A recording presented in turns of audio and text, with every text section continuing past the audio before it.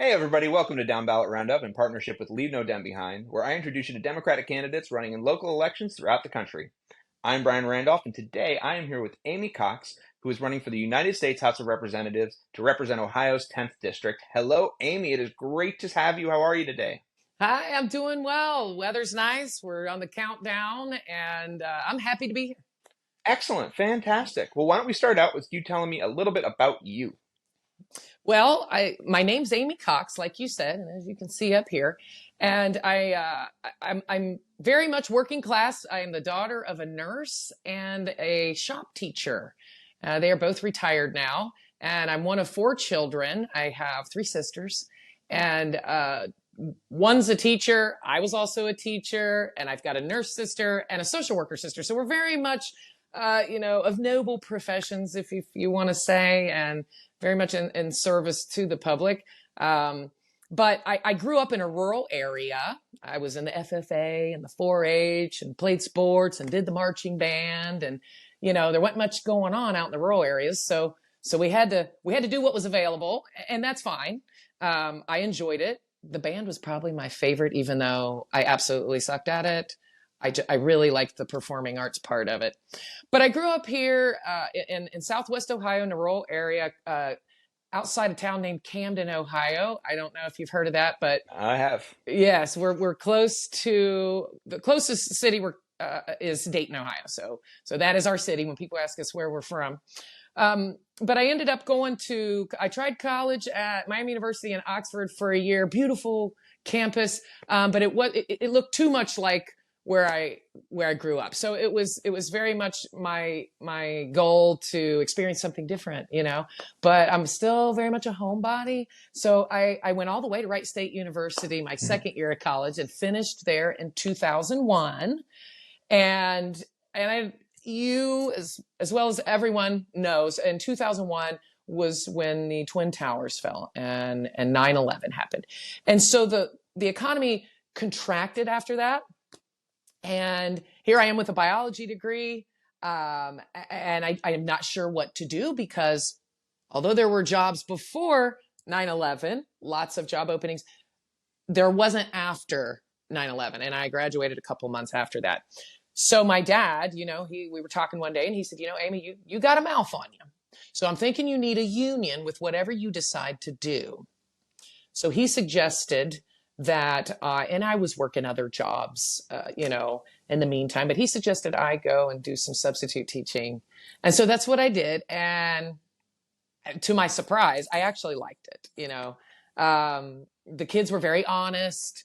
They were funny, and to me it was, you knew what to expect. The bell was going to ring. The kids knew what to expect. So I went back and got a master's in education and taught for 15 years in public schools. Ooh.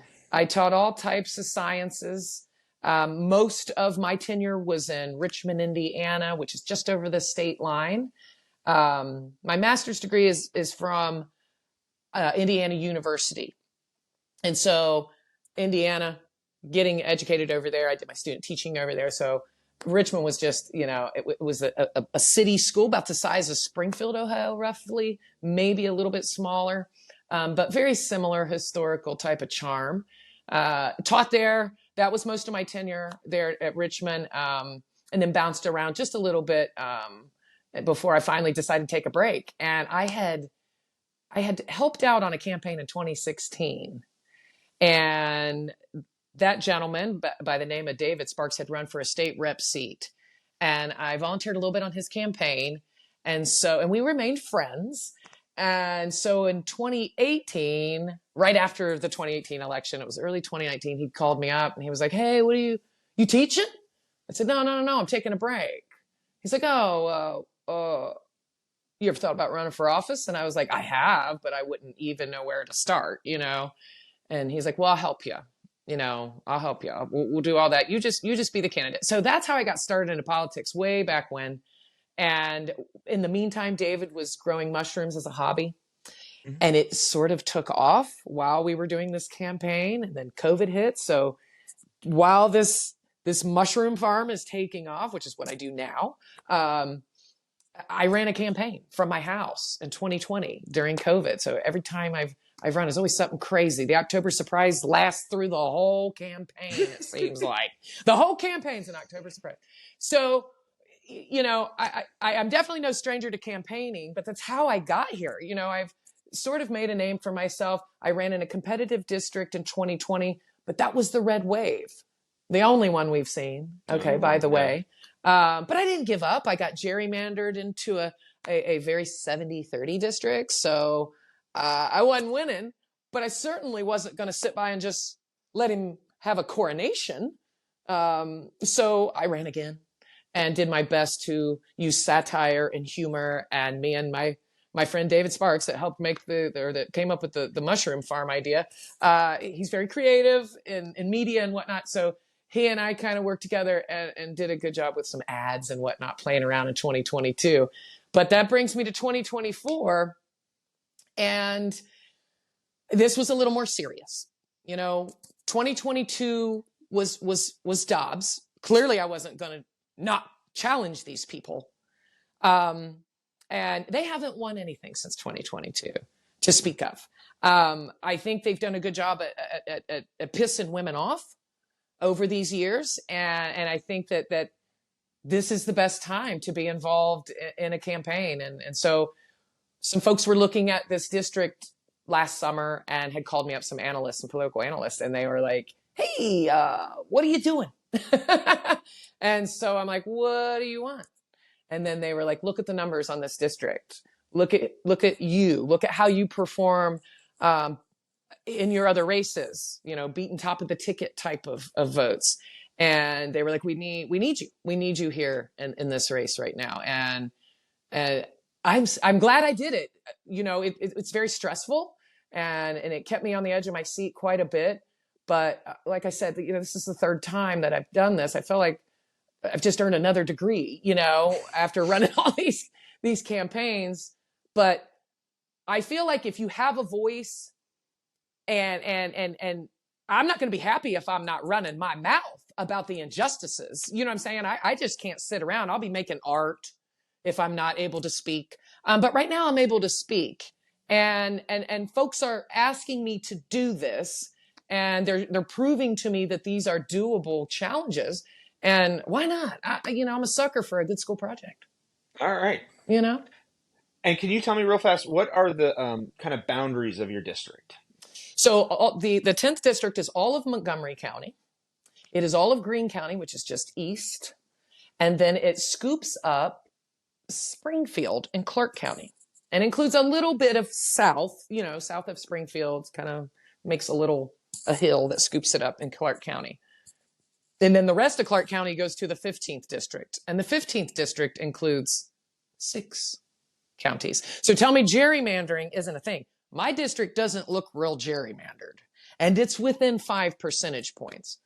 So gerrymandering, it works both ways. But it's even that district in the 15th that is right next to me, that's very much in flip territory too, even though it includes 6 counties, and Franklin County is one of them. So pretty crazy district there.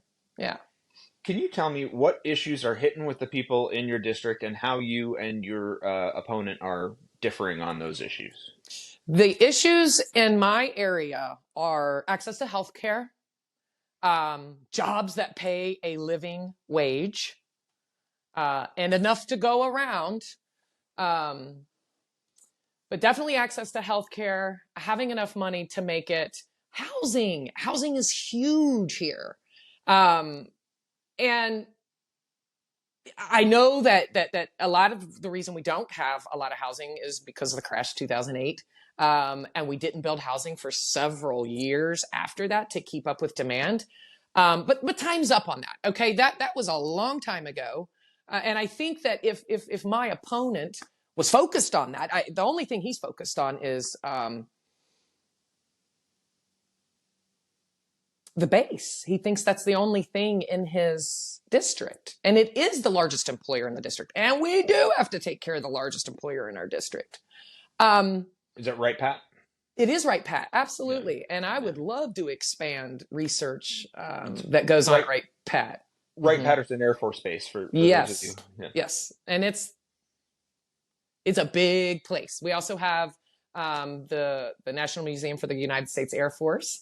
Um, and that is Smithsonian level museum. It is an amazing museum. You've probably been there since you're from the Oh, area. every year. Yes, yeah. I took my Every year. kids. I took all my kids field trips out there. I went as a kid. Elementary school through Yep, middle school through high school. yep. Every year you went to Every Wright-Pat. year. Yeah. And can I be petty for a second about my Please. opponent? Please do. We are the birthplace of aviation in Dayton, Ohio. Okay. We have Wright-Patterson Air Force Base. Okay. We have the National Museum for the United States Air Force. We used to be a tech town. All roads of technology leads to Dayton, Ohio. It's one of the things I like to say to people, you know. But why don't we have the space shuttle? There were 3 space shuttles being passed out. And if I were the representative, we'd have a space shuttle right here in the area because I wouldn't shut up about it. Okay, so that tells me he is tunnel vision. The fact that we don't even have a space shuttle here. And that's just me being petty. But when I talk to voters, I bring that up, you know, because I'm a teacher. I'm very proud of the innovation and the inventions and all the things that I can brag to my students about when I take them to Wright-Pat. We're not allowed on the base with the students, but you know, we do get to go to the museum. To the museum. I get to brag about Dayton to people, you know, and any time I took the kids over there. And we don't even have a space shuttle. And that happened on Mike Turner's watch, you know? So I do like to be petty there, but believe it or not, the voters don't forget that. And sometimes they don't even put it together. They're like, you're right. We don't even have a space shuttle. But he's very focused on one employer, which that's fine. You have to take care of that employer. I'm focused on them. But there are other areas that we could use improvement in. We used to have NCR, right? Lots of white collar jobs there with National Cash Register. They left shortly after he was elected. I don't have to remind you that General Motors left town too. Okay. He was in Congress when all that was decided. You know, so there's a lot of things that have happened. And in a lot of ways, Dayton specifically, Springfield, you know, have been hollowed out by jobs that have left. And these were good paying jobs, white collar and blue collar jobs that left while he was elected, while he's been here. And he cannot deny that. Now, he will brag that he has created jobs. Did he create those? Come on now. Jobs at Wright-Pat. But he's got funny math there. Okay. We're not saying that he didn't, but you're talking about one employer.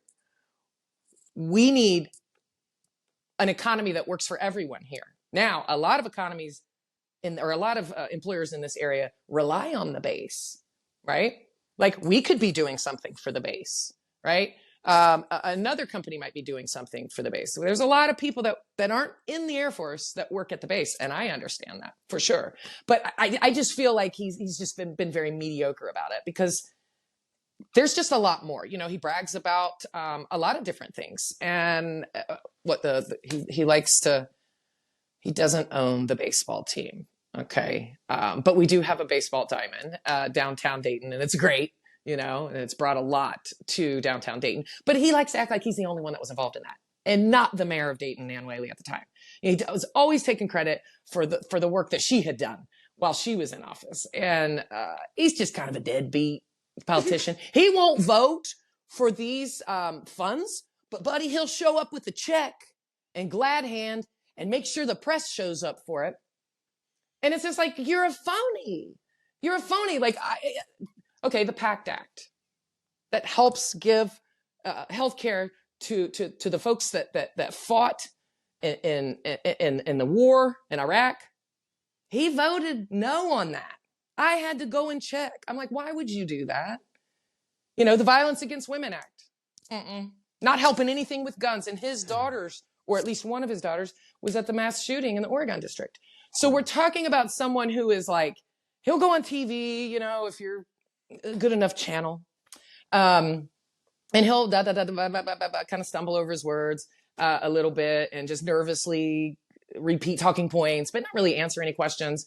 And then, you know, and then that's it. But when you look at his record, no, It's so empty. And he's a deadbeat politician. Just like, a deadbeat parent might show up on Christmas after the other parent that's been taking care of them all year bought the presents, put them under the tree, and they're going to take full credit for it. And that's what he does. And it is just so unbecoming.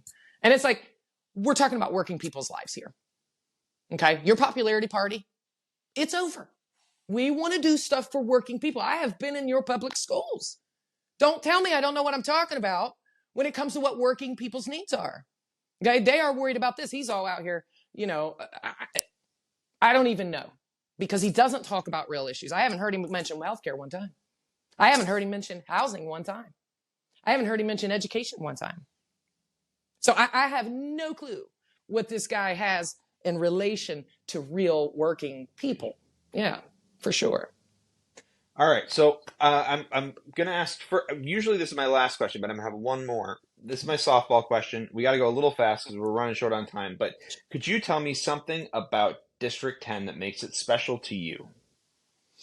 District 10 it's my home. It's my home area. My family came up here. My great grandparents moved to the Dayton region in the 1940s to get out of coal country. My grandmother was like, you can't coal mine forever. They lived in a holler. It was a very hard life. They had children that had died of easy fixes if you just had access to healthcare and education, and infrastructure. And so they moved up here in the 40s. My grandma was 13 at the time. She was one of 11 kids.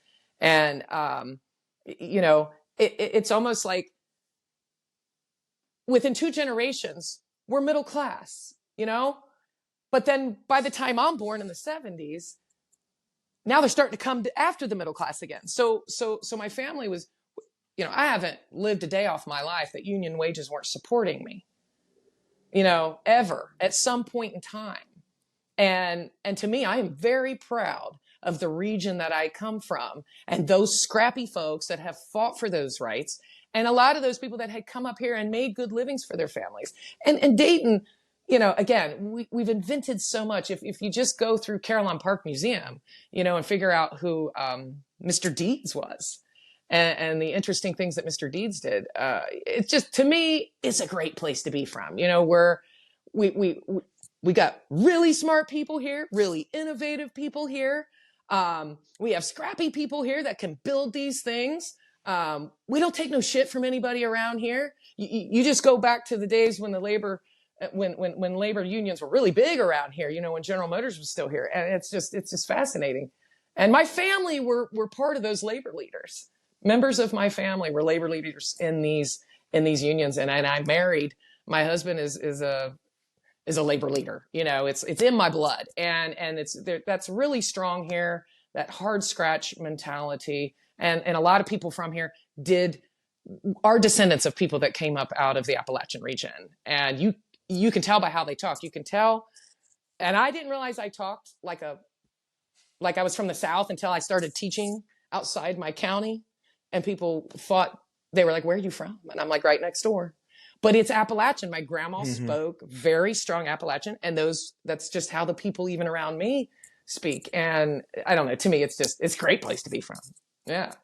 All right, so one more question, which is, Yeah. do you have a closing message for voters in this last couple of days? Yeah, my closing message is it's time we get in there and start making decisions for us. We're the majority, okay? Not well-paid attorneys or people like Mike Turner. Has he ever punched a time clock? Did he ever wait tables? I don't think so. He's been a lawyer and a politician and a congressman for over 20 years. He looks tired. It's time for him to retire. Let's do him a favor. As working people, go on about your business, Mike Turner. Amy Cox has got it under control here. All you got to do is show up, cast your vote, and don't forget to get 5 of your friends on it. We win with numbers here, and we win with votes, and we are the majority. So don't give that guy your vote, because he can't even tell you how much groceries cost every week. He can't tell you that. All right. Amy Cox is running for the U.S. House of Representatives, representing Ohio's 10th District. Thank you so much for being here today. Thank you. This was a lot of And fun. I hope to see you on the other side of a victory party. Yeah, you will. All How right. about it? Thank you. Mm-hmm.